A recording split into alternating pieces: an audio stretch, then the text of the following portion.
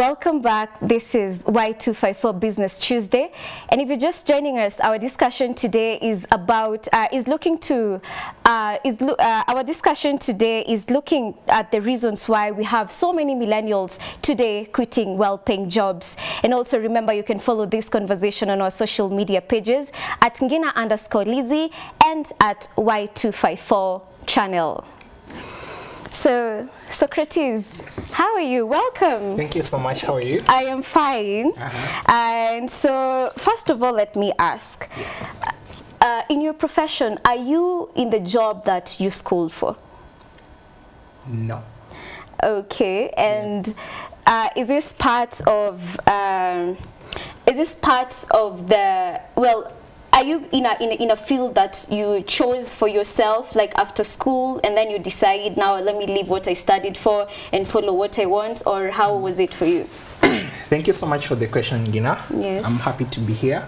I'm a trained journalist, broadcast journalist in my university. I was passionate about journalism many years ago. I loved the profession and its consumables. But going into the university, I shifted my focus from journalism that I was called to pursue.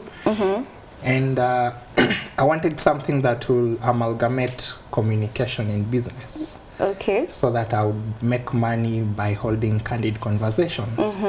So, well, platforms are many. We have PR practice and other platforms. So I took PR as my personal path, though I'm a trained journalist, and so far I must say it's been fulfilling. Yes. So, well, that was just a by the way question, you know, to also know if you're part of the demographic that quit their jobs, but yours was simply a shift.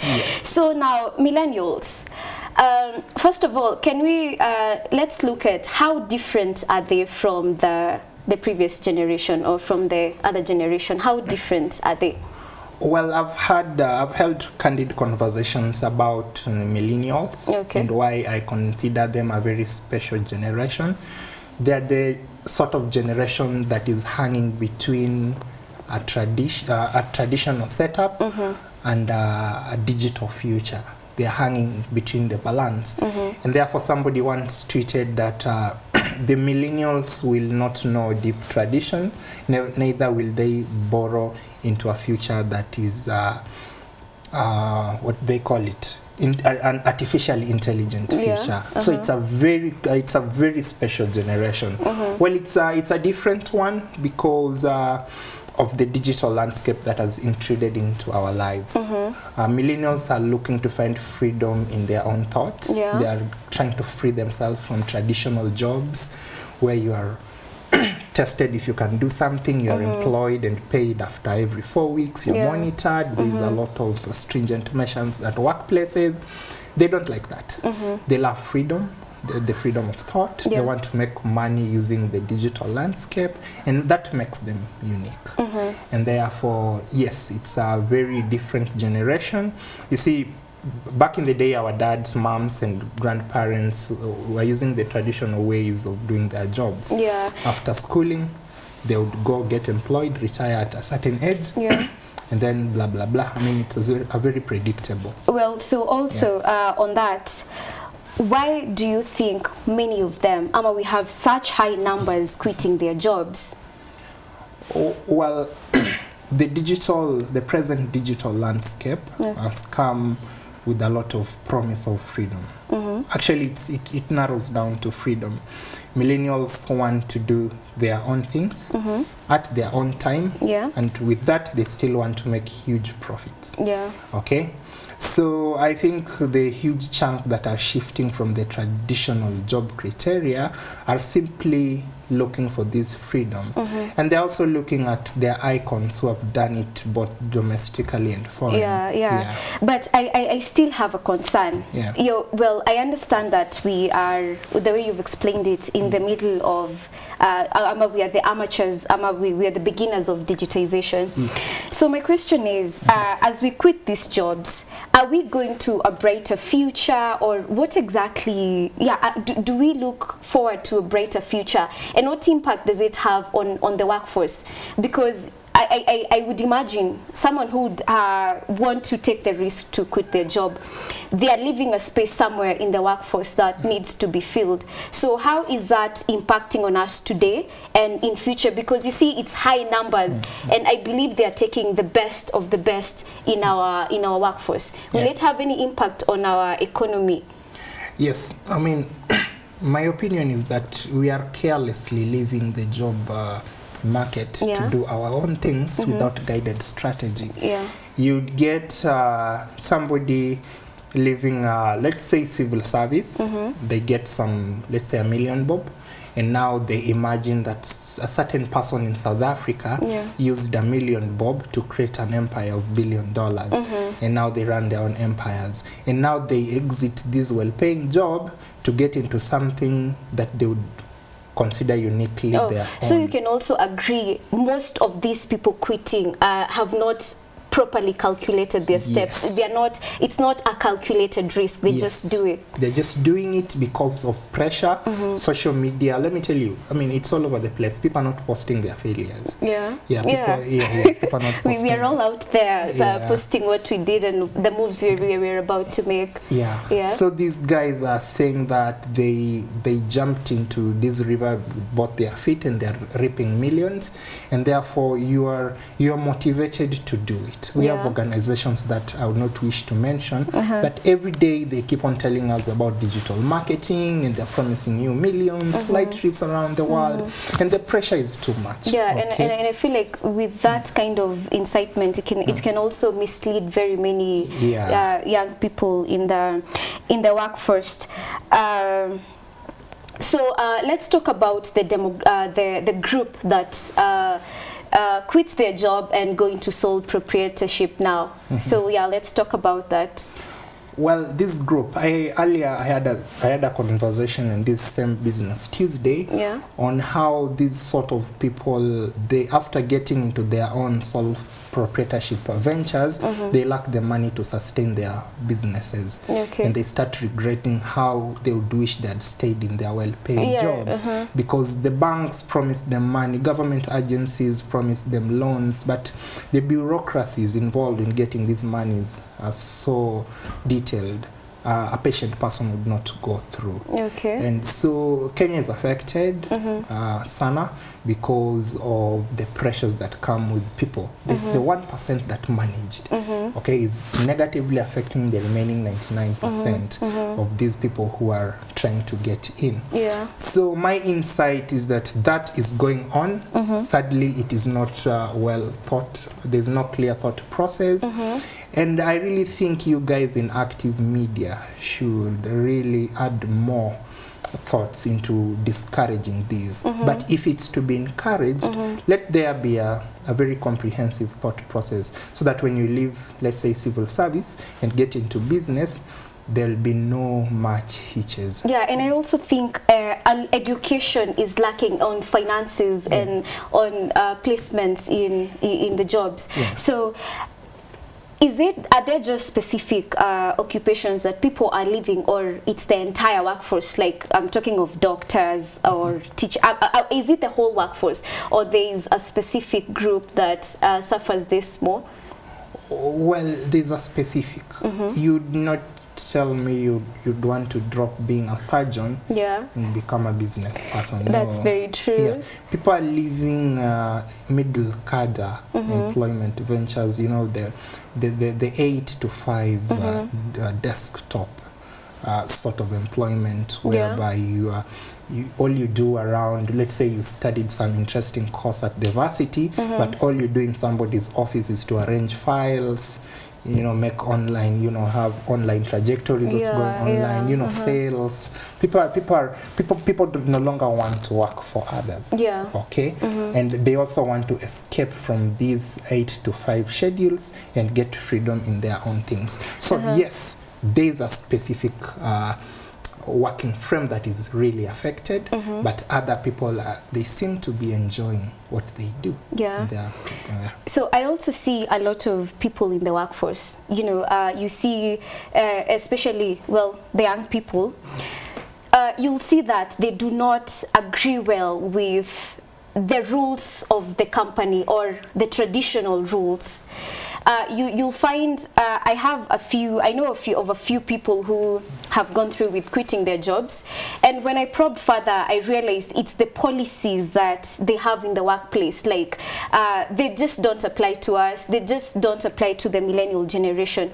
Are there other things other than work policies that motivate these people to, quit the job? Oh yeah.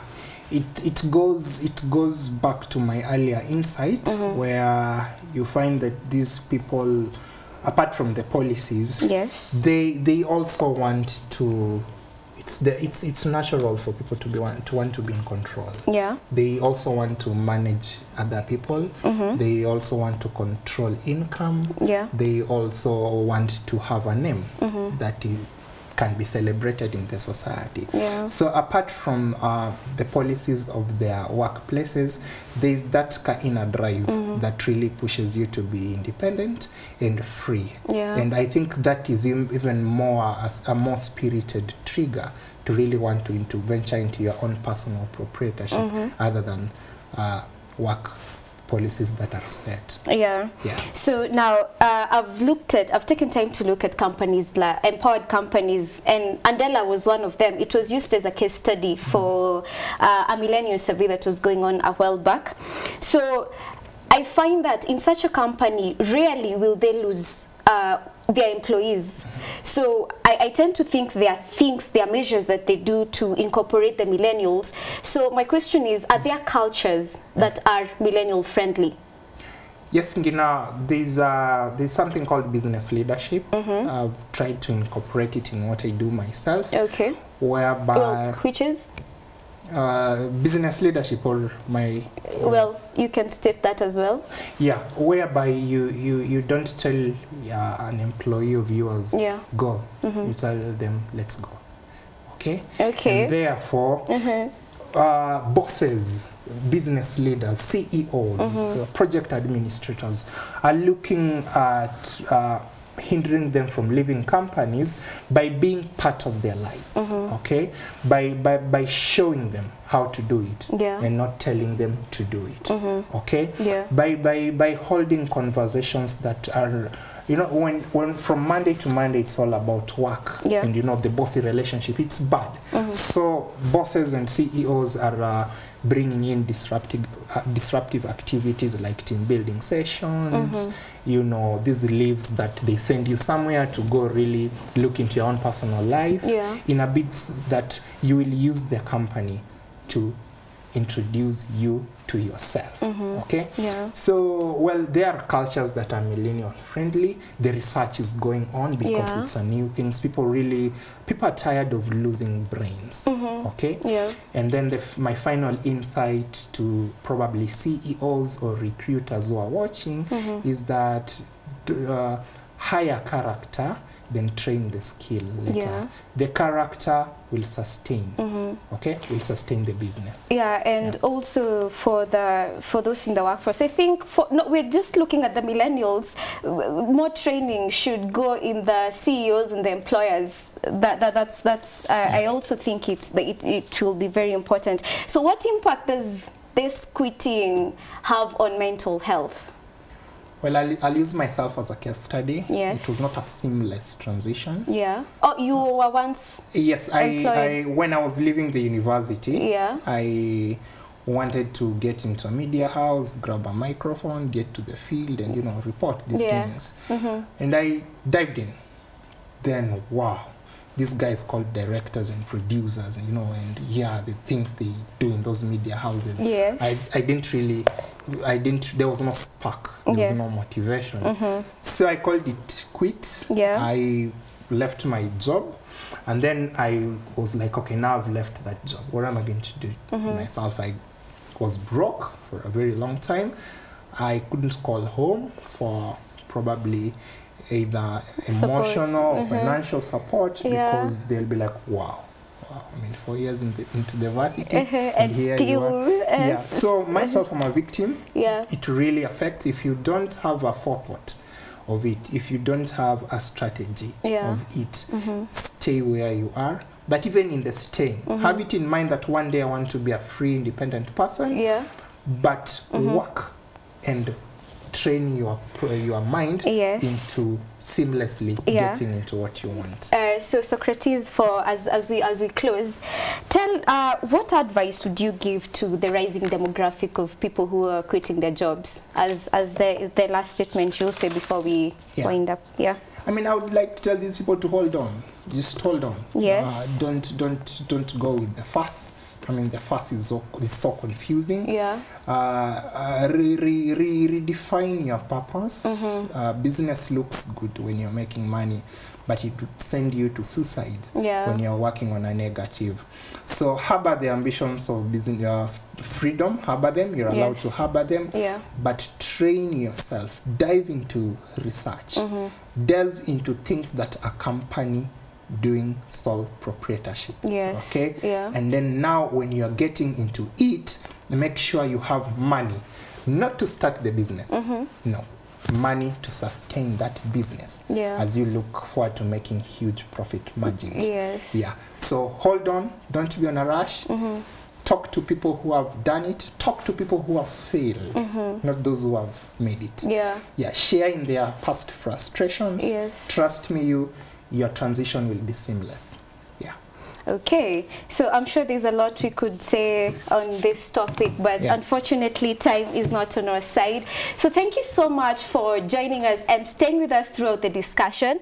In case you missed anything or you would want to revisit this discussion, you can find it in our social media page, that is on YouTube at Y254 channel. We will have the whole discussion there. So until that's all. Until next Wednesday. Until next Tuesday, bye-bye, and keep it Y254 for more amazing programs and youthful vibes.